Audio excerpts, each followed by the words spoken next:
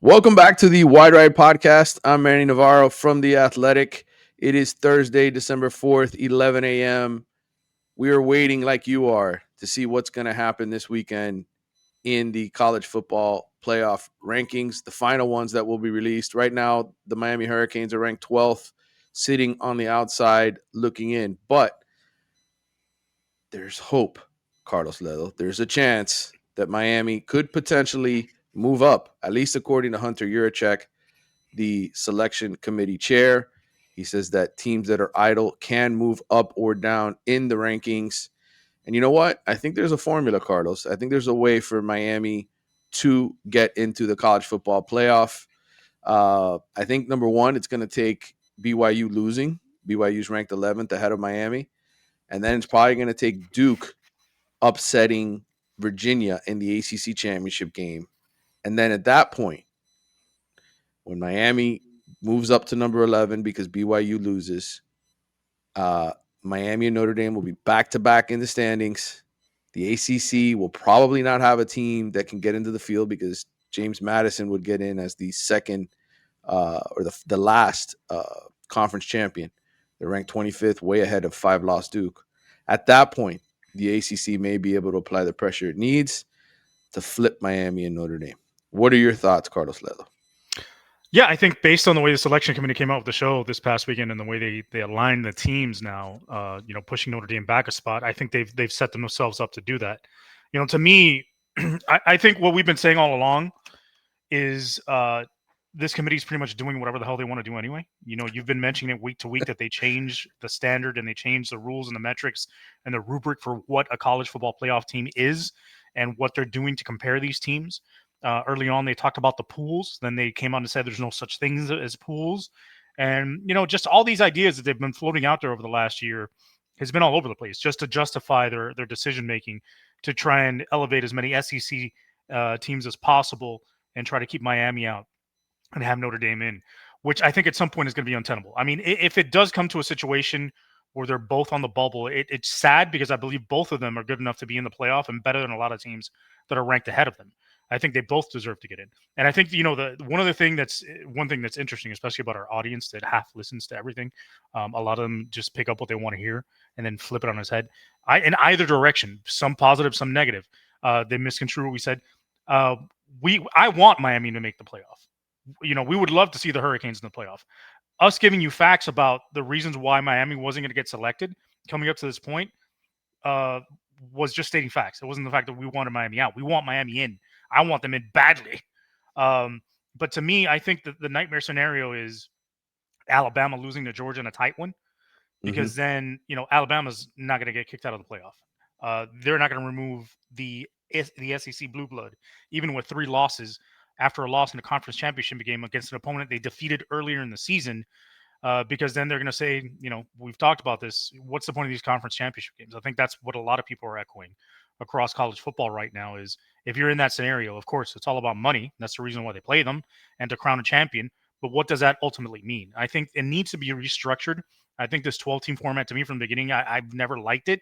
I think 16 is the way to go, and that's the way FCS does it for a reason. That's the reason why the best tournament of all, the NCAA basketball tournament, March Madness, that everybody loves, so much so that people don't even watch college basketball, are brought into it for the brackets and the excitement.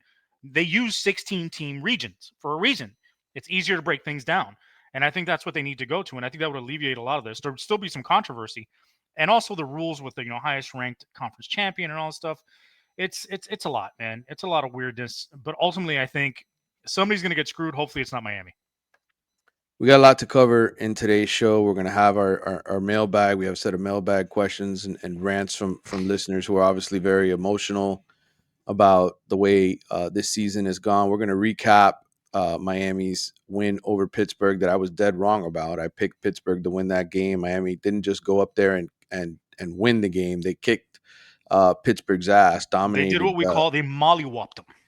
They mollywopped them 38-7. So we'll get some thoughts on that. The all ACC teams were released this week. A lot of Hurricanes on there. They are the highest ranked ACC team. So a lot of respect given to the Hurricanes.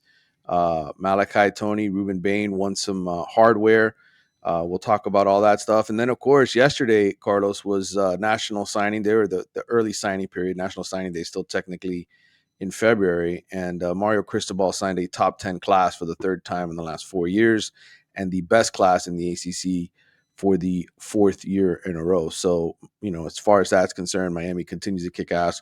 We will talk all about that. But I want to continue to talk about the college football playoff rankings, and also talk a little bit about this wild idea that was thrown out there. I don't know if you heard about this, Carlos, but there was a Vanderbilt fan, and apparently this was true. I didn't know this. My editor, Mitch Light from The Athletic, called me. But there's a loophole where teams could technically schedule a 13th game this weekend if they wanted to. I think the same weekend as the conference championships. Obviously, Army and Navy play, after the championship weekend. So there have been teams that have played a 13th regular season game in the past. But the idea was that Vanderbilt and Miami would meet in Hawaii this weekend to play an extra game for an extra data point, so that the committee could sort of decide, hey, which one of these teams should move in if BYU loses and if Alabama loses, and all these other hypotheticals that are out there. But what you heard a little bit of the conversation I was having with someone about that, Carlos. How wild that idea is that Vanderbilt and Miami, Vanderbilt was 14th in these rankings, and Miami would schedule a game in Hawaii this weekend for an extra. I mean, the desperation of fans Yeah, I is mean, is, listen. is lovely. First of all, would I love to see it? Absolutely, 100%. Does it make any sense? No, it does not. Okay, it would be logistically difficult to get that game in either site, Miami or in Nashville, on such short notice with 1 week lead time, right? Yeah. Even if they were negotiating in secret. Can you imagine the logistics of doing that in Hawaii, traveling across the country, right? From the Yeah. southeast to Hawaii, putting your players on a plane, all your equipment, having jet lag, doing all these things, and playing in Hawaii to what? To who? Right? What fan base? The people that live in Hawaii, right? In Honolulu? Well, Are you'd they get going to all be of interested in it? CC. You get all of CC Maui Noah's family out there. I'm Right. sure I mean, it's an that easy that's flight to still Hawaii third, from American a third Samoa. of the stadium. But then other than that, who else is going to be there? But like it's a ridiculous thought. But I mean, it's fun. It's fun to do these things. We might as well just narrow it down and say, hey, listen, if you can play, let's just auto play Miami and Vanderbilt on NCAA football 25 1,000 times, and the team that wins the most is the one that gets in the playoff. That makes Right. more sense, right? At least you're using Yeah. some sort of data points that are being pulled from the actual players, and you're going out there something that's realistic that can be done without having to move heaven and earth and make that shit happen. My colleague at the Athletic, Bruce Feldman, who obviously is on the Fox broadcast every single week, and somebody that I speak to, and I'm in these Slack channels with all these national writers all the time. He went off this week on the college football playoff selection committee and just the lunacy of their logic. And part of the reason I have these rankings up, it's not because I'm trying to taunt you, Miami fans, and rub it in your face that you're not in the field. The reason I have it up is to point out how Alabama inexplicably leapfrogged Notre Dame in the rankings this week. And I Manny, they ran the immediately ball tough in the first half against Auburn, Manny.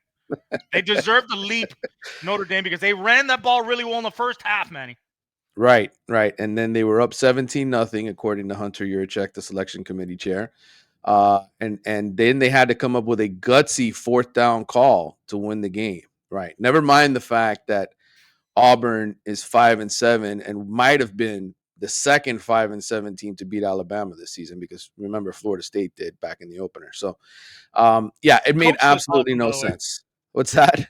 without their head coach, with an interim head coach. Correct. Um, so obviously, there's nothing that really makes sense. And Bruce Feldman, if you want to read his column on it, you can read some of the discourse. I'm sure all of you that are tuning into the show have read a lot of columns and pieces and people. Look, Marco Rubio sitting next to Donald Trump earlier this week was talking about how the Hurricanes don't deserve to get screwed in these rankings. Um, To me, the he's a shocking one Florida. was Danny Cannell. Danny Cannell, the quarterback at Florida State, Danny Cannell, who I know a little bit just from following his work with CBS Sports. obviously quarterback at Florida State. He has been trying to protect the ACC for a long time. He is an ACC guy. He's constantly attacking the SEC.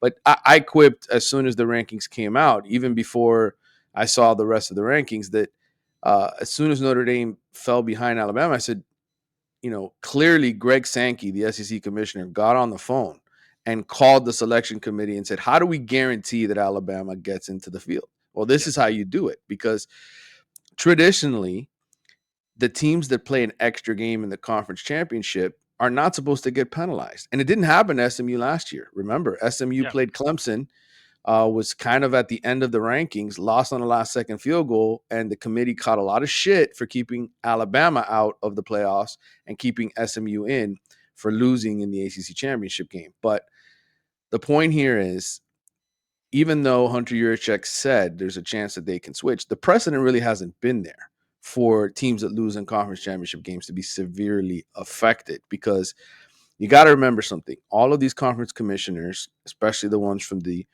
Big Ten and the SEC, they control what's happening with the playoff. They are the highest paid conferences with the TV stations, with Fox, with ABC/ESPN.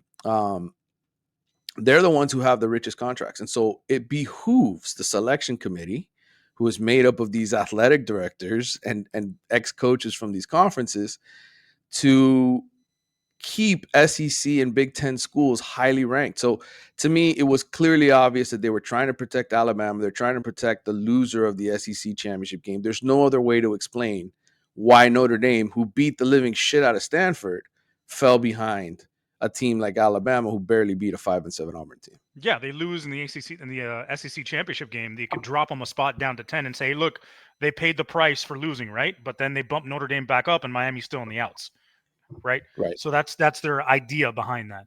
And I think as horrible as this setup is in terms of who makes the decisions for who's in the playoff, truly is, because I don't think commissioners of the conferences should be the ones making the decisions, because of, like you said, their pockets are lined and they're lobbied by the networks and the ones that are paying out all this money to them.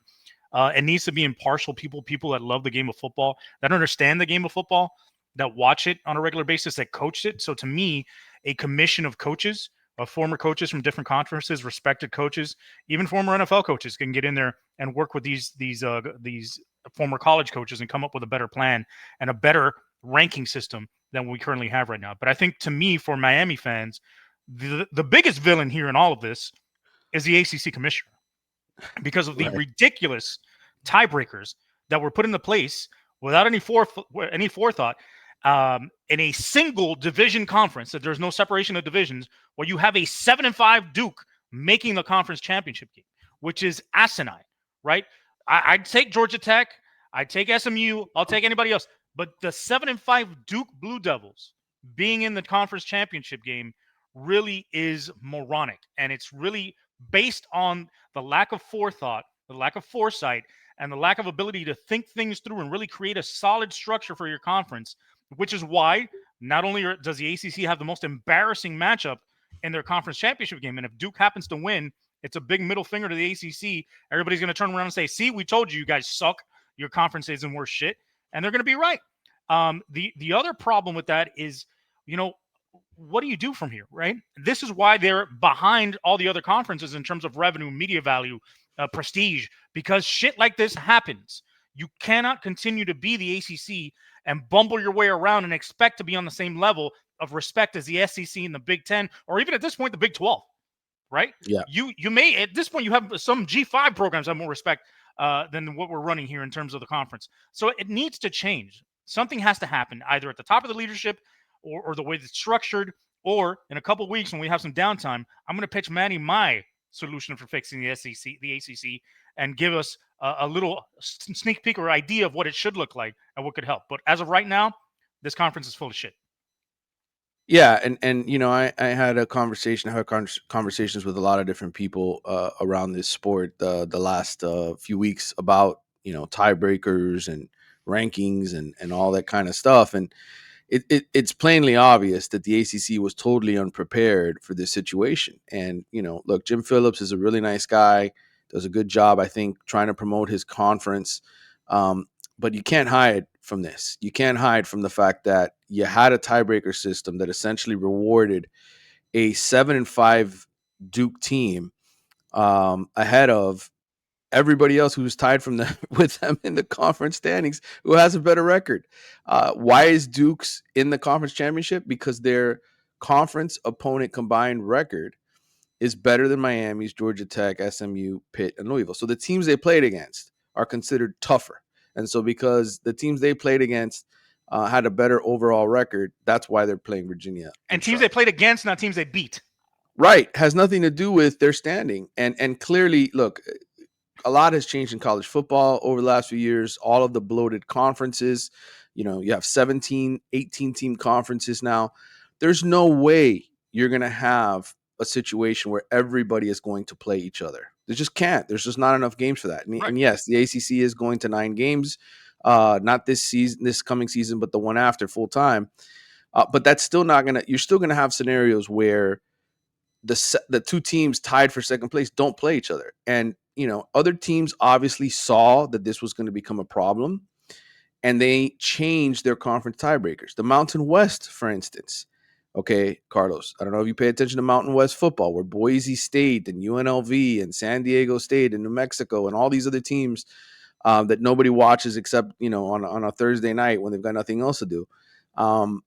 These teams that play out there, they let the computers decide who plays in their conference championship game. They had 4 teams tied 6-2 in their conference and just said, screw it. The computers are going to know best. And they put Boise State and UNLV. And I have no problem with that.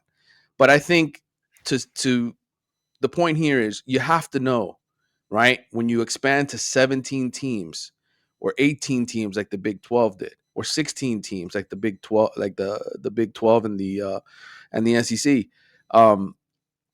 you got to have a way to do this fairly and a way that helps your conference out in the long run. And Right. And I mean, just have some sort of an idea of what you're doing and some forethought, because what you've come in and done is basically the tiebreaker that's decided that Duke goes to this ACC championship game this year wasn't even thought to be a possibility because of right, the it way was it's the structured. fifth. It was the fifth tiebreaker. So they got lazy and like, screw it. This is the 5th tiebreaker. Nobody's going to get to this point. But you know what? If they had just made one slight change instead Yeah, of the overall opponent win percentage, how about the win percentage of the teams you beat? At least that makes more sense, right? right, Not the right, overall percentage of your schedule. What the hell is that? So I can go 0-10 and just because I played all these guys and they look great on my schedule, that makes me look like a better team. That's asinine. If you look at it that way, I mean, it's just ridiculous that they did not believe they had to get to this point, or they did not follow through enough. It's like they believe, the reason why the ACC has this sort of view or profile or stigma in the greater college football landscape is because of the leadership. If they half-ass it, if they half-ass their own conference, if they don't care enough to fill out the tiebreakers and decide how their ACC champion is going to be crowned, or how the two teams that are going to get there are going to get there without any sort of real structure or significance, then why the hell should anybody else in college football pay attention if you don't pay attention to your own conference? right.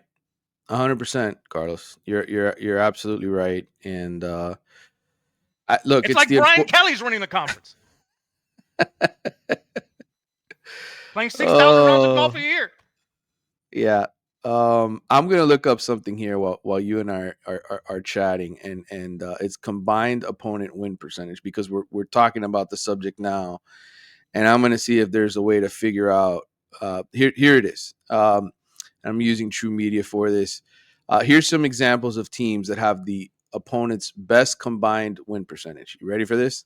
Go. Wisconsin Badgers, 4-8. Wow. They've Yeah. played teams with a 690 win percentage. The South Carolina Gamecocks were 4-8, 674 combined win percentage. The Florida Gators, 674 combined opponent win percentage. Finally, here's why Oklahoma's ranked ahead of Miami, Carlos. They have the 5th best combined opponent win percentage, 662. That's 5th best in college football. Let me see where Miami ranks in this category. 55th, Carlos, 55th, 3 spots, only 3 spots behind Notre Dame, who's 557. So you want to talk about Notre Dame is more deserving. At least a lot of these other people are saying that. Yeah, they've basically played the same combined Where's opponent win Indiana and percentage. Ohio State? Well, let me look at that. Let me find it. Go back to that screen that I had up here for a second. Um, where is Indiana? Indiana 62nd behind Right. Miami. Yep. Let's look at Ohio State. Ohio State is 34th. Right. Just Not great. same combined opponent win percentage, by the way, as Louisville. Yep. So why are we using a stupid ass metric to decide who goes to the conference championship? Yeah, I think the right way to do it would be minus, like, in other words, you can do the combined opponent win percentage minus the result of the head to head between your teams. Like, in other words, taking away the one time they played you, or vice versa. That's Or that's the how about we do this? If we all have even records, highest ranked teams go. If you're ranked, right? Have that as a tiebreaker. right. That would make sense. But who's doing the rankings, Carlos? Is it these idiots that are doing the rankings You go with the AP now? ranking. That way, you're not relying on the college football playoff. But I mean, they're basically the same anyway. They're pretty much matched up. They're synced up together. It seems like they're syncing up their periods like they're multiple women in a combine, right? They're all like cheering on the same cheer team. They're all playing on the same volleyball team. You know, we're all working together. We all sync up. I'm sorry to say that, but I mean, I have a daughter and a wife, so I know this happens. And Lord help me when they sync up.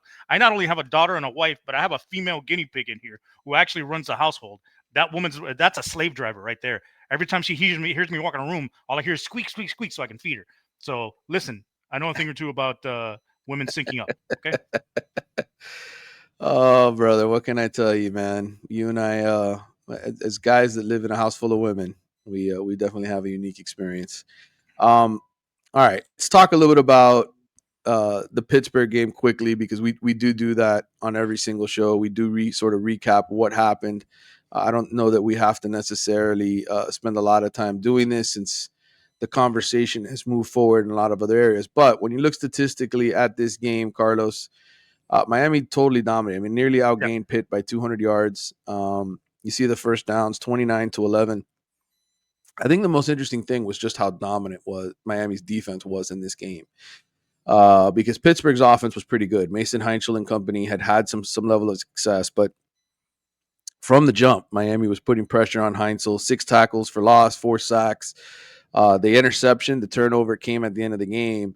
There were a few moments where Pittsburgh was able to hit on some plays down the field, particularly when they took the lead early. But after that, it felt like Miami completely shut the door. Yeah, I think this was the best performance of the season. And I think this is what you want to see. To me, this was the best win of the season.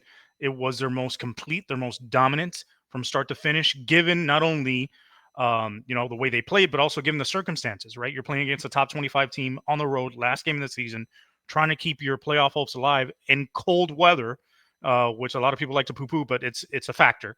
And Right. Miami never really plays well in that sort of environment. And they did. They went in there. Not only did they play well and win, they handled business in a significant way. I mean, I know Pittsburgh wasn't a great running team to begin with, but to hold them to 30 yards a week after giving up almost 200 yards to Virginia Tech, that shows you the sort of work that Corey Heatherman puts into game planning every week, correcting mistakes, and getting better week to week. Third down percentage on offense was great, 4 out of 7, 71 total plays, incredible compared to Pittsburgh's 54. Average yards per play was great. I think the other thing that was very evident this game is just how dominant the Miami defensive line is. Specifically Bain and Mesidor. That to me, like I've said all year, they're the best defensive combo in the country, and it seems like they're healthy again. They're both online and playing their best. I just feel sorry for anybody that has to play against them in the postseason, whether it be in the college football playoff or the bowl games. They're going to face the 2 best defensive ends in the country playing on the same team. Yeah, I'm looking here at some of these defensive numbers for the season. Yards per game, and this is I'm looking at teams that were in the college football playoff rankings. Miami's 11th, 277.8 yards per game. Yards per play, 4.5 for the season. The only teams better than Miami in the college football playoff rankings were Oklahoma, Oregon, Texas Tech, and Ohio State. Yards per rush, Miami finished with 2.9 for the season. Ohio State, Oklahoma, and Texas Tech were only better. I'm looking at sacks per attempt now. Miami, 8.9% of the dropbacks resulted in sacks. The only teams in the college football playoff rankings better than them are A&M, Oklahoma, Ohio State, Indiana, Texas in terms of sacks per pass attempt. Third down conversions, Miami was 12th nationally, 30.2%. Texas Tech, Oklahoma, Indiana, Ohio State, Virginia, and Texas A&M were better among playoff ranked teams. Red zone efficiency. This is, how often do you slow down the team from scoring touchdown? That's the one area where Miami was further back, 68th overall in the country, 60%. But reality is they just didn't give up a lot of points, and that's the one that everybody really pays attention to. And this game here, I think the most promising stat to me overall is the penalty number. Only 5 penalties for 23 yards, so they weren't costing themselves drives. They weren't giving the opponent new life based on those penalties. It quite frankly, it was shocking that it was almost on the other way. The shoe was on the other foot when it came to Pitt. They're committing their penalties were killing them, killing drives and giving Miami new life throughout the game. So I'm happy to see that. Hopefully that trend continues with penalties. Yeah. So Miami absolutely dominated and finished the season exactly the way that they needed to. I thought Carson Beck played really, really well down the stretch. Obviously had an interception late in the Pittsburgh game. But I thought the most encouraging thing about Carson Beck, Carlos, is that he looked confident. Yeah. And that's what you wanted from him after you have the kind of performances that he did in the losses to Louisville and SMU. He regained his confidence, and I think he deserves credit for that. Yeah, absolutely. And I think I give credit to, believe it or not, Shannon Dawson, the last few games, the way he called the games. You saw him implement new things, try and get some diverse play calls, do some different things like we talked about with motion, the diamond formation against Virginia Tech, the different things he's implemented in this game. He went back to more of his base plays, but I think he did a better job of calling them and scheming the plays up as opposed to grab bagging. You see he's continued to incorporate Malachi Tony back there in the Wildcat, having him throw the football, really using him as an all-around weapon, which I think is smart and which Miami needs to do. Because look at this, ACC Rookie of the Year. How could you not? Yeah, it's I wanted to bring it up. You brought him up perfectly. Perfect timing there, Carlos. Another ACC Rookie of the Year award for Miami. Had one obviously not too long ago. Duke Johnson, and I'm trying to remember who was the other ACC Rookie of the Year. They've had I think 3 now. There's somebody else who's escaping me, but they've had guys that have. I think wasn't Ruben Bain I ACC was going to say, Defensive did they Rookie of the win Year? it? Yeah, and of course Ruben Bain ends up winning the defensive ACC Defensive Player of the Year. I'll throw that graphic up there in a second, but I wanted to talk about Malachi and just his season overall. Carlos, I got to ask you this question: best season by a Miami Hurricane freshman ever? What's your thought on that? I don't know if it's the best ever. It's up there though. It's right up there. It's hard to argue against it. If somebody said, gun to your head, would you say yes? Probably yes. Mm-hmm. Um, but aside from all that, I think the impressive thing about this young man is not only his production, not only his availability, because he didn't miss a game all year. With all those touches, with all those targets, he was reliable. He was out there. The hands didn't drop a ball all year, I don't believe. And if he did, it was maybe 1 or 2. Um, and the versatility, I think, is the most impressive thing. All wrapped in a package of a young man that just turned 18 during the season and is extremely mature and extremely focused and is a leader not just from production but by the way he conducts himself. This kid deserves it all, and it's great to see this caliber of player come to Miami and making such an impact. This is sort of the template of the guys that you want as a Hurricane. This guy is the model of it. Hey, 6th most catches nationally in the regular season. 84 catches on 106 targets for Malachi Tony. Yards after the catch. A lot of it was obviously that. I'm looking up those numbers right now.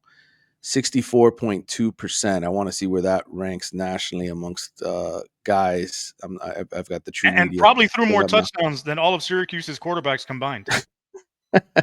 I love that. That is without question a fact, Carlos. But I mean, let me put this back up here. I want to look at among leading receivers in yardage where his yak ranks, his yak percentage. Skyler Bell from UConn, 65.4% is a higher number, but Malachi is right there among receivers with close to 1,000 yards. Malachi finished with 970 yards at 16th nationally. Duke, Cooper Barcate, Lewis Bond from Boston College had more yards among guys in the conference. Deuce Robinson had more. Florida State, he had the most in the ACC this year. But in terms of yak, 64.2. And you got to remember this too with Malachi. At a certain point, opponents knew what was coming, Yeah, right? They knew that they were going to look for him, and he still made the plays. He still made them. which is incredible. And again, credit Shannon Dawson to start incorporating him in different ways by putting him in the Wildcat, by having him throw the football, by giving him jet sweeps, by trying to continuously getting him touches and making an impact on the game. And like you said, even in games where we didn't have that many yards, he's impacting the game because now they started rotating coverages to him and other people were getting free. But he was almost unstoppable all year long. And I'm excited to see what he does moving forward. And with a full season of planning going in and off season, how can you maximize his talent and use him in a way that creates the ultimate weapon on offense? I'll tell you what, he is going to be getting a raise in the offseason. Obviously, Miami's defensive coordinator, Corey Heatherman, they're going to have to pay him to keep him from going somewhere else. Yep. But a lot of that success from Miami's defense, I think, deserves to go to Ruben Bain, who I know in the end, Carlos, did not put up sparkling, dazzling numbers that are tangible, like sacks and tackles for loss and all the stats that people care about, Carlos. In fact, I'm looking up pressure rates here through True Media right now. See if I can find it. There's a stat that True Media does. It's called Havoc Plays, Hmm. and I love it because it sort of combines sacks, With flushing the quarterback in the turnovers. yeah. Yeah, like all just from a havoc perspective, and it doesn't include pressures or anything else. But I'm looking at it now. I'm trying to do the search, and bear with me because it's taking me a second here. I think it's Um, it's it's evident the impact Ruben Bain, along with Mesidor, had this season because teams changed the way they played on offense mhm, to sort of mitigate the impact of Bain. right, It wasn't that Bain wasn't getting in the backfield and he wasn't finishing plays and getting sacks. It was they were getting rid of the ball within 1 to 2 seconds. The and opponents screwing up, yeah, and getting it away from him and running a lot of screens and trying to run the football to try and keep it out, keep Bain out of the game, and they failed most of the time because not only was he a really good pass rusher, but he's really good against the run too. He's a complete defensive end. He's not just a guy that's a hand on the ground pass rusher or a third down specialist. yeah. He was phenomenal, and I'm glad that he was rewarded with the ACC Defensive Player of the Year award because I was really worried. He only had 4.5 sacks, 5 tackles for loss, 2 forced fumbles, and the pick. And I thought, well, they're just the way Miami always gets screwed in these awards. People are going to say, well, he wasn't enough. But the fact that he graded so highly on Pro Football Focus, and the fact that so many people use Pro Football Focus now to make their analysis when picking these teams, I think helped his cause. 57 pressures this season for Ruben Bain in 12 games. What does that average out to? Like just under 5 a game? Yeah, just under 5, and anybody that, aside from PFF, I think anybody that watches the Hurricanes play for a full game is going to consistently see Bain creating havoc in the backfield and just being disruptive. And it's hard not to see him doing it. So, and that's not even talking about the plays where he's been held throughout the season. Nobody was called. Nothing was called, Right. but you see the impact with your eyes. He meets the eye test aside Yeah. from the numbers test. 6 nationally in pressures. David Bailey from Texas Tech, Clev Lubin from Louisville are the only 2 guys among Power 4 pass rushers who created more pressure than Ruben Bain did. And again, like you said, what about all the holding penalties that weren't called and all the other situations that he created? Carlos, yesterday, I don't know if you watched any of the National Signing Day coverage, but I joked with someone a little while ago from that I usually never see Mario Cristobal happier than on National Signing Day. It's absolutely what he lives for. He loves the process of hunting for talent and trying to make his football team better every single offseason. We know, the criticism Miami gets. They're the offseason champions every single year. And when are they going to win on the field? Look, this is the second uh, 10-win season now under Mario Cristobal. Go back and look at the last 25 years. How many coaches had won Yeah, 10-win season? and back to back. He's done it back to back now, and so it has resulted. And I think all the changes throughout the coaching landscape, Lane Kiffin leaving, Ole Miss for LSU, LSU firing its head coach and Brian Kelly, Penn State firing James Franklin and him going to Virginia Tech. Like a lot has affected the recruiting, right? But from the Hey, beginning, listen, and nothing more than crumble cookies. right, with BYU. Mm. And James But Franklin eating them to celebrate his recruiting class. but I think the coaching changes and everything that's happened in college football helped Miami this year. Certainly helped a lot of other teams like USC and Oregon. You look at these are the 247 sports recruiting rankings. Miami signed its third top 10 class on the Crystal Ball and its fourth consecutive ACC recruiting championship. Like that's going to matter here at some point, Carlos. Yeah. Whether or not people give a damn or just tired about hearing recruiting. Like to me, it's going to mean something here because you look at the other teams in the conference, the Clemsons, the Florida States. Clemson doesn't use the transfer portal whatsoever, so recruiting is how it lives. Last year they had a bad recruiting class. This year, I think they're 18th in the rankings. Florida State, I think, finished 14th this year. They've never recruited well under Mike Norvell. They basically live and die off the portal. So, meanwhile, you have 4 straight seasons of this with Miami.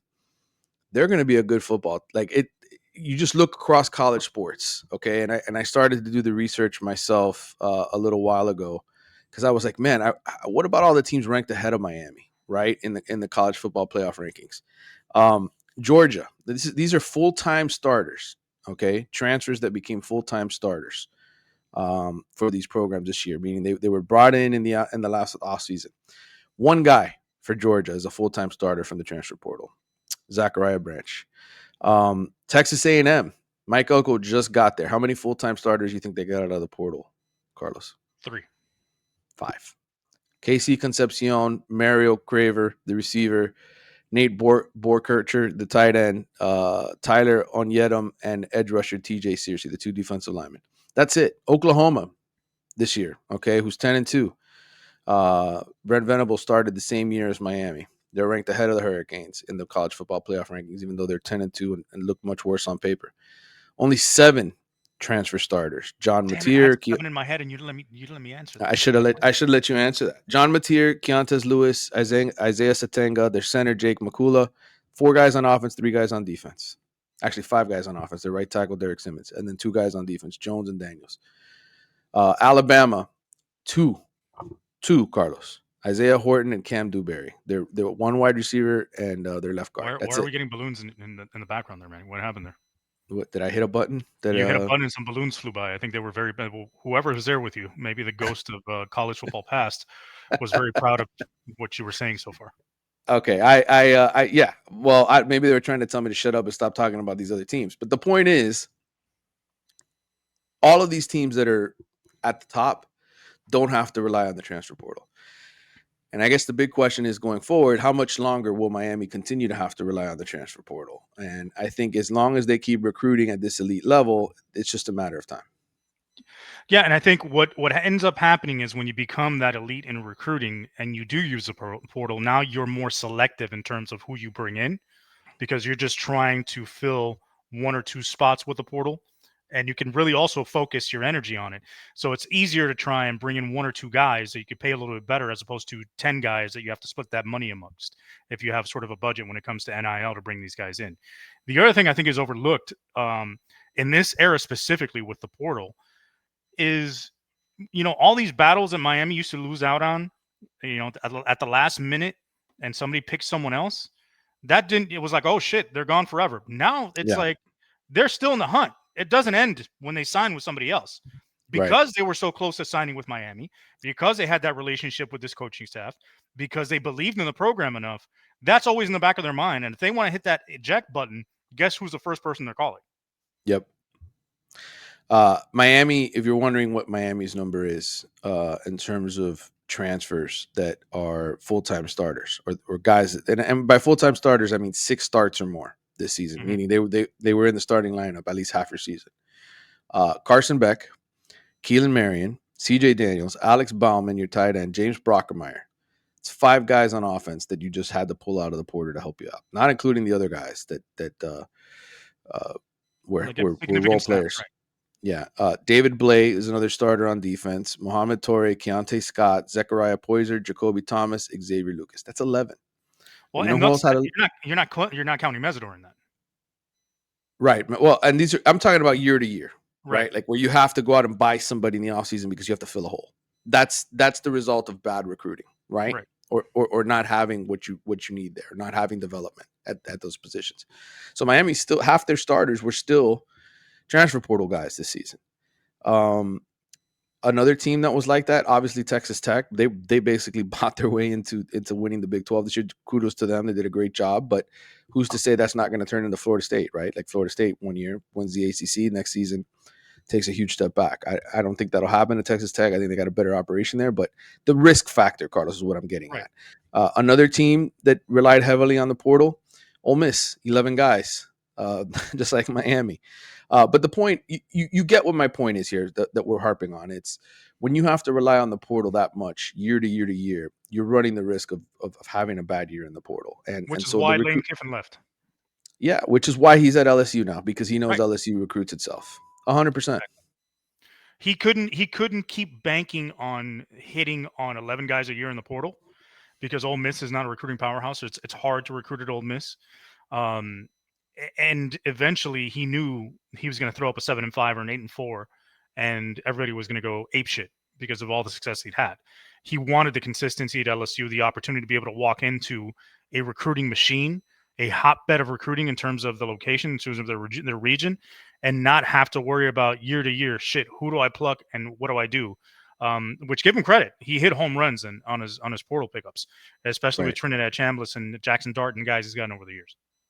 Look, the recruiting system isn't perfect. There's a lot of guys that are overrated that end up becoming busts. Okay. But if you want to do the math here, 21 out of the 30 players that Miami signed yesterday are blue chip recruits. Okay. And my belief is when a guy's a blue chip recruit, it's like a scratch off. It's like you know that this might be the special scratch off, right?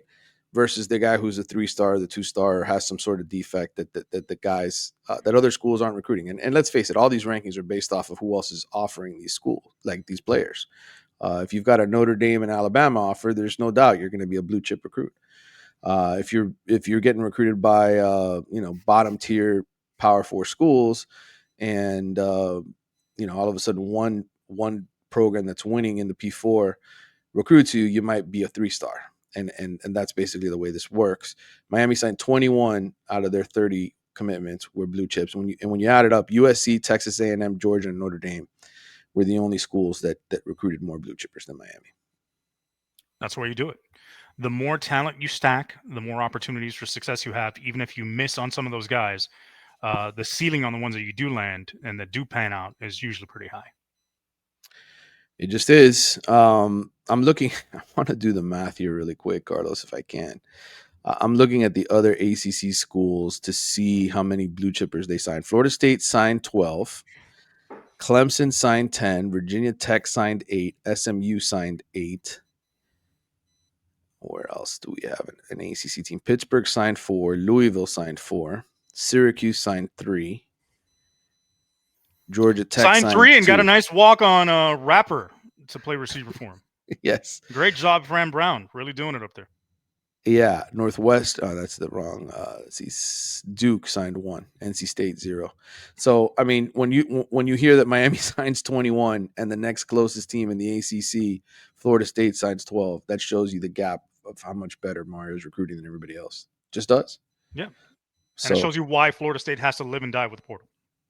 yep, yep, it really does. All right, Carlos. I wanted us to get to the mailbag questions. Let's dive into that here in a second.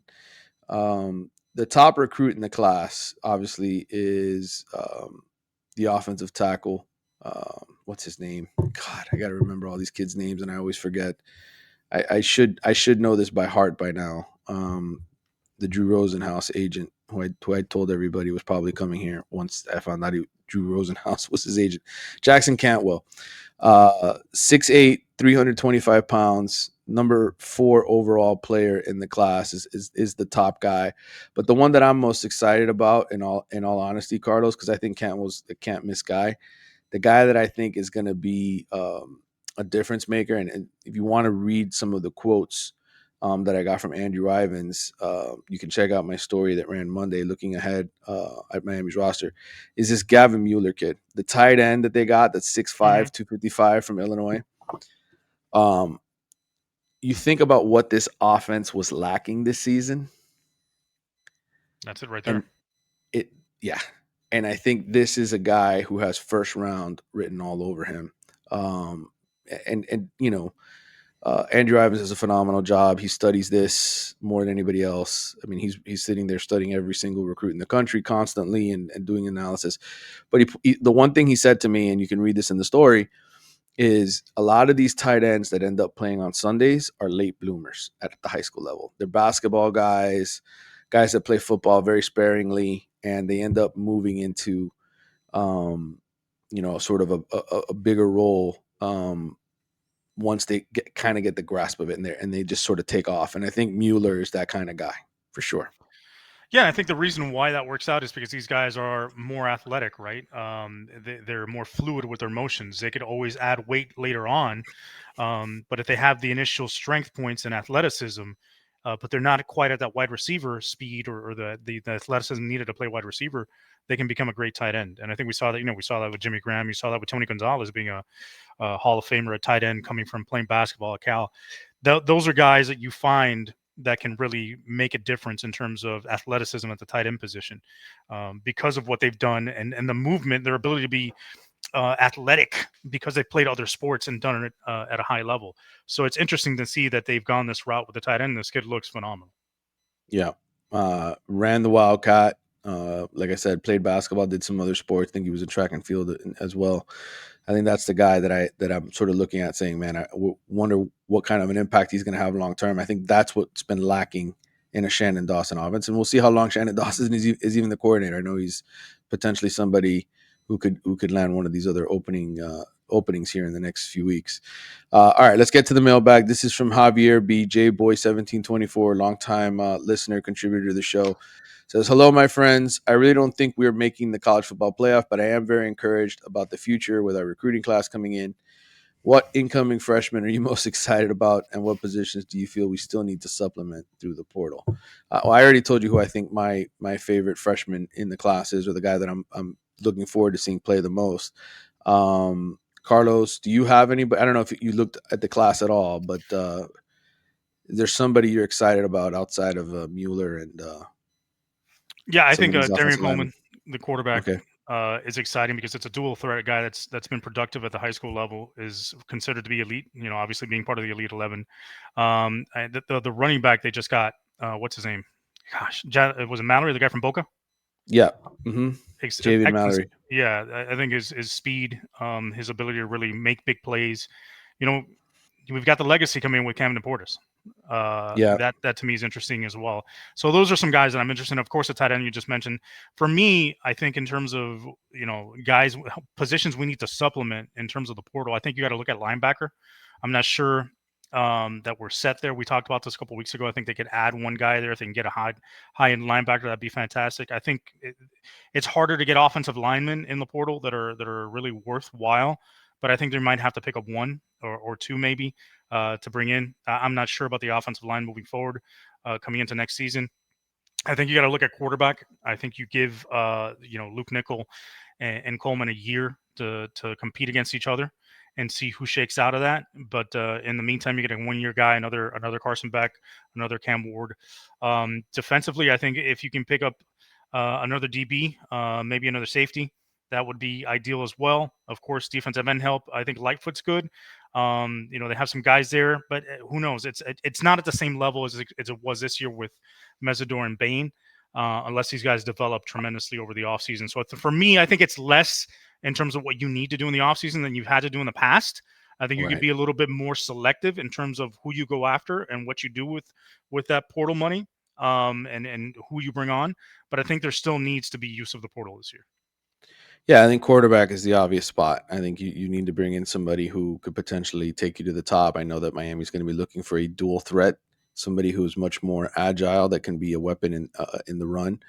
Um, I think that would help them. I think Linebacker certainly is a spot. I know. Look, one little tidbit, and it's not in my story from Monday because Karsten Bush hadn't committed to Miami yet, but that was a big pickup for Miami. He's a kid out of Louisville, Kentucky, 4-star linebacker, low 4-star from St. Xavier High School. Bush is 6'3", 223 pounds, big bodied guy. I know I talked to Larry Bluestein for my story. He's a big fan of Justin Edwards, the linebacker out of Orlando, 6'1", 200 pounds. He's only a 3-star, but Bluestein's like, look, he's going to get on campus. They're just going to be like, who's that guy? Like, who's that dude? Because he makes so many plays. And so one thing Mario talked about a lot yesterday in his press conference is that they use a lot of senior tape evaluation. They don't just, hey, we think this guy's going to be good. They want to see the actual proof in the film. And I think, that's important. You got to have that. You can't just rely on how you project the guy. You need actual proof on the tape. And I think, those are guys that you should have in your head if you're interested in what Miami's team's going to look like next year. And again, I encourage you to read that story at The Athletic as well. Yeah, and I think one more position, probably wide receiver. They might need to look at another outside receiver to bring in through the portal. And again, all these guys, I think, just bring in veteran depth, right? I think you don't need them to be the dude at wide receiver. You don't need them to be the dude at defensive back. You've got a lot of good guys, but it always helps to bring in competition and leadership. You don't know how valuable that might be until you need it. All right, some more questions. This is from Main Event Sports. Is Miami at play for 5-star receiver Calvin Russell? My understanding has been throughout this process is that Calvin Russell was going to leave the city. Okay, his mom, of course, was a Hall of Fame player at Miami, basketball player. Russell, really good talent. I don't think at this point Miami's interested in having him anymore. They've moved on. So whether or not that changes, I don't know. If the kid all of a sudden really wants to come here, maybe that happens. I haven't looked to see if Calvin Russell's committed today. I'm not one of those dudes who's constantly looking to see if the recruits commit. But he's got today and tomorrow and potentially the late signing period to decide where he wants to go. This is from I'm not even going to pronounce it. It's just too much. He says, if Texas Tech beats up BYU, Bama beats Georgia, and Duke beats UVA, which forces a direct comparison between us and Notre Dame, where if they don't pick us, they completely leave the ACC out with 2 group of 5s. What are the odds they pick us over Notre Dame? I'm thinking 60-40. Yeah, if you listen to the beginning of the show, we talked about this. I think that's probably, if there's a threat of no ACC team making it, and Miami and Notre Dame are it comes down to those 2 teams. I think there's a better chance that Miami gets in than if Alabama loses and all of a sudden Notre Dame leapfrogs them and Miami and Notre Dame are not side by side. I think this committee set itself up to basically play out the scenario any which way they want. So right. And I think by leaving in that scenario, by leaving Notre Dame out, you're only screwing one team as opposed to an entire conference, which makes more sense. Right. This is Armando Izagiri, AY2 Mondo. Miami will definitely be worse next year. He says, no Bain, no Mesidor, no Keontae Scott, no Jacoby Thomas, no Beck, no Maui Noah. Did Miami miss their window these last 2 years? Can we have any hope? Carlos, Armando's very down. Do you This is very think negative. Miami missed their window? Listen, first of all, it's the holidays, man. Drink a little coquito, drink a little eggnog. Don't start slitting your wrist just yet. Like let's get through the end of the year with some happiness, enjoying the 10-win season. Let's not go down that road yet and fall off a cliff before the cliff even appears. Right? Yeah. Okay. So to me, I think let's say Miami goes into next season, isn't able to get a big time portal quarterback. Maybe rolls in there with Emory Williams or Luke Nickel. Maybe they just make some average additions around. That team's going to be good enough to go 9-3 with the schedule they have next year. They should be at worst 9-3. Now you miss out on a second 10-win season, fine, on a third one in a row, but there's still progress, right? Now you're averaging 9 wins a season, you're progressing upwards, and then going to try and bank on these recruiting classes that you've been stacking for the last few years to push you over the top the following year. For me, I think the interesting thing is to note that you don't necessarily get, like we've talked about, progress going in a straight line upwards all the time. Sometimes there's going to be a little bit of a dip. It's not always linear to get to that Right. endpoint. But if you're showing consistent progress and doing the same things, if your fundamentals are strong, if what you're doing in terms of your foundation of building the program is strong, then you shouldn't have a dip from 10-2 to 7-5. It should be maybe a 1-game dip, worst case 2-game dip to 8-4. Now, have they missed a window? Yes, they missed a win the last couple of years. I think the defense last year cost them an opportunity to be in the playoff. With Cam Ward at quarterback, they could have made some noise. I don't think they would have gone all the way to the championship game because obviously that defense wasn't good enough to stop anybody. But they would have at least maybe won a game in the playoff. I think this year again they cost themselves an opportunity, particularly like you say with that Louisville game that was unavoidable. Had Carson Beck thrown 3 interceptions, they would have won that game probably, or at least gotten a chance to go to overtime. Had he thrown Right. 2 interceptions, they would have won that game, right? Yep. So it's just that sort of little scenario that changes the outcome of an entire season. And they did miss a window. They missed an opportunity if they don't make it into the playoff. Now, if they do make it to the playoff, boy, you better hope they don't let us in the playoff. You better hope they don't let us in the playoff because let me tell you something. If they let us in the playoff, okay, my man Ruben Bain is coming for everybody like John Matrix hunting his daughter down in Commando. All right, like Schwarzenegger hunting down the Predator in Predator. He's coming after him.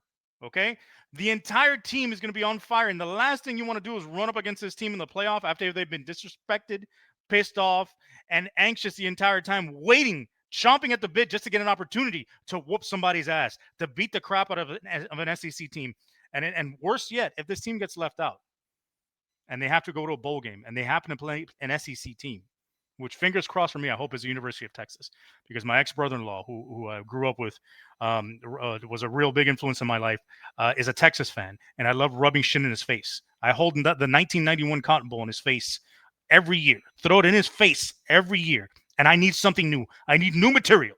So if the Hurricanes don't make it to the CFP, give me Texas. Yeah, I can tell you this, Carlos, with some pretty good confidence. If Miami does not make the college football playoff and Notre Dame does not make the college football playoff, I'm willing to bet there's gonna be a lot of people trying to get a rematch between those two teams. And if not, Miami is definitely going to be pushing to get a game with Texas or Vanderbilt. They want an SEC team if they're not going to make the playoff, and that could happen in the Gator Bowl. That would happen in the Gator Bowl. We will see what the ACC decides to do with its best team, but I can tell you that they're going to try to get him. Now the question is who plays in that game and how many people sit out and all that other bullshit. We'll get to that later, but I think there will be a good matchup for Miami if they don't make the college football playoff. All right, Alex Swain 32 on Twitter says, "Is the committee gaslighting Miami?" Alex, I think it's a fair question to ask because they certainly have been gaslighting Miami since they put them at number 18 in the initial poll. I think this committee, and I think the reason it's a clown show is because it's a TV show. It's not meant for anything other than to make money. And I tweeted this as soon as this happened. They're there to get people to watch football games, to create excitement. If they came out and said Miami has no chance to make the college football playoff this weekend, and they said BYU, their only chance is winning, and they said Vanderbilt and Texas, there's no chance of you guys making. If they came out and they answered the questions that way, how many fewer people are tuning in this weekend to football? How many fewer people are tuning in to watch the conference championship games and the show on Sunday? Yeah, and how many people are throughout the season when the rankings come out? Are who else would? Why else would you tune in on a Tuesday night for a show that's only about what? How long? Half an hour, just to talk about Mm-hmm. who's ranked and where they're ranked. You know what this is? This is college football's equivalent of The Bachelor. Is pretty much what it is. Well, all they try to do is create drama and up the level of the anxiety and the tension for the fan bases. So they're glued to their TVs to see what happens next week. Yep. Hopefully Miami gets a rose. If not, you know what? The SEC and the commissioners and the ACC commissioner are going to get the bird From you? from me directly. What do you think Raul is doing right now? We haven't spoken to Raul in a while. Why do you think he feels about this whole situation? I don't know, but the fact that he hasn't come around to me tells me he's otherwise indisposed Okay. behind metal fences, let's say. Okay. All right. But who knows? Maybe he makes an appearance on the holidays. All right. Let's see if he comes out for Christmas. This is King Reezy. He says Miami needs to get the F out the ACC. They have terrible leadership in Jim Phillips and terrible perception. They are second rate ESPN partners and do nothing for Miami and FSU. No other league allowed Notre Dame to do what they do as far as scheduling. Agree. Yeah, Reezy, you're speaking to my heart here, brother, in Yeah. terms of forcing Notre Dame to get into a conference. I think that has to be the priority here. And I had a conversation with somebody earlier today at Miami about this very subject. What is the point? And I've said this on the show a couple times already. I'm going to bring it up again. What is the point of scheduling Notre Dame if you're the ACC if in the end one of your teams, your top team, beats them, and then the other five teams don't beat them, and Notre Dame gets credit for that and helps them get in the playoffs, but screws your team from getting in the playoffs? It's obvious. There's something needs to be done. The pressure needs to be applied. I've been beating this drum now for several weeks, and what's the point of this relationship if you're taking it instead of giving it? Whoa. Hey, that's the way to flip it on him, Manny. All right there. You're right, and I think this is why my plan to save the ACC in a couple weeks is going to be masterful, and it's going to excite a lot of people. But honestly, the idea is that there has to be enough backbone and enough sort of strength within the conference, and maybe even partnership with other conferences to say, no, we're not going to put up with this shit from Notre Dame anymore. What is the point of doing all this for them? They're selfish. They've got a TV deal for themselves. They don't have to split revenue with anybody, and they're getting all this preferential treatment. Why? We keep beating them, and they're getting advantages over us that they shouldn't have. I think the ACC should partner with the Big 12 and freeze Notre Dame out and do something at the beginning of the year and do sort of a Big 12 ACC showdown where their conference's top 4 to 6 teams play each other in week 0 to start the season. And then you don't have to worry about getting a marquee game against Notre Dame, right? Let Notre Dame try and find that somewhere else. The SEC is not going to schedule them, or they wouldn't want to schedule the SEC anyway. Let's take a quick look here at Notre Dame's schedule real quick. They had Miami and Texas A&M. I'm looking at non-conference, non-ACC games. They had Purdue. They had Arkansas, who was 2-10. Purdue, who was 3-9, 2-10, something like that. Boise State, USC, and Navy. If you replace all of those ACC teams, right, and you give them Sun Belt teams or uh, MAC AAC teams, teams. are they talking about Notre Dame the same way in their strength of schedule?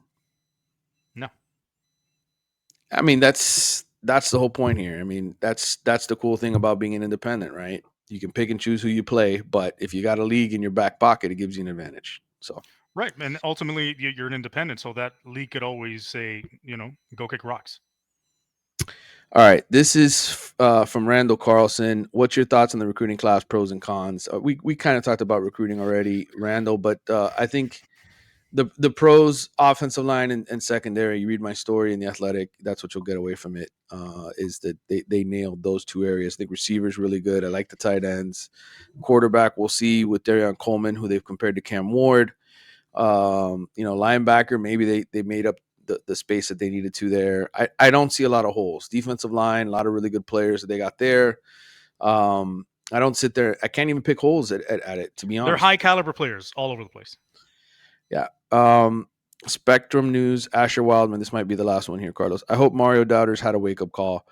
Back to back 10-win seasons, players that look like NFL caliber players, and it's building for the long term. How do FSU fans feel after the 13-0 season? Trust the process. Hope Mario shakes off his October hiccups.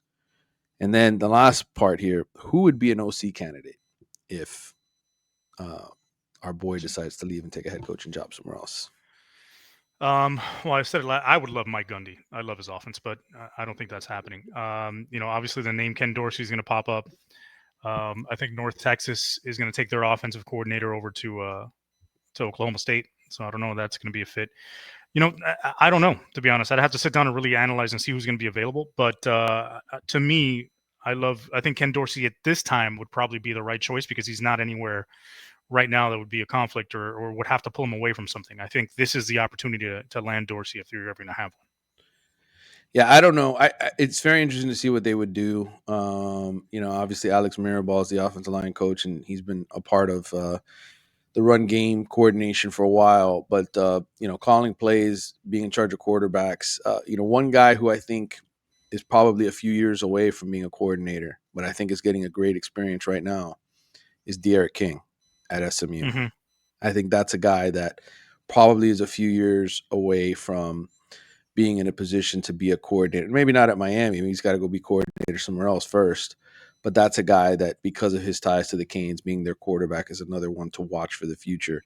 Um, but it'd be very interesting to see what Mario does. My guess is he would probably try to go back to the Jason Candle tree Oh God! because of how much he loves Jason Listen, I'll Candle. tell you what. If Josh Heupel gets fired at Tennessee, bring him over. Yeah, Josh Heupel will not be getting fired at Tennessee. That's for sure. All right, Carlos. It's been a pleasure doing the show with you. We will have more show, I'm sure, after we get the Sunday reactions to the college football playoff rankings, and we will be talking more about what's next for Miami in terms of position coaches and bowl games and draft and all of those other things. But for now, the regular season has ended, and Carlos and I will be back, as I said, to discuss more. Just probably not on a frequent basis. I would guess we'll have one next week for sure, following Yeah, the rankings, and after that, we will see how things go. But we hope you enjoyed the season coverage. I have fun doing this show with you every single year. same here, man. It's a blast. Love the participation we've gotten from the fan base. Lots of people asking questions on Twitter week to week. Lots of people giving us comments and views on YouTube. Some positive, mostly not positive. But you know what? We enjoy it because you're still giving us the views and still giving us the attention. We're the duo you love to hate, and I love it. Yeah, we have a lot of fun. All right, And guys. remember, all I want for Christmas is my Red Ryder BB gun, and I don't care if I shoot my eye out. All right, I'm gonna see if we can get that for you, Carlos. All right. We the good thing is once the season ends, you and I get to hang out more. Hopefully, we can do that a little bit more often here. Yes, Flanagan's. I'm still old Flanagan's. Yes, I owe you Flanagan's. There's no doubt I owe you Flanagan's. That's 2 years running now. All right, brother. Thanks for tuning into the Wide Right Show. We will see you guys next week. Peace.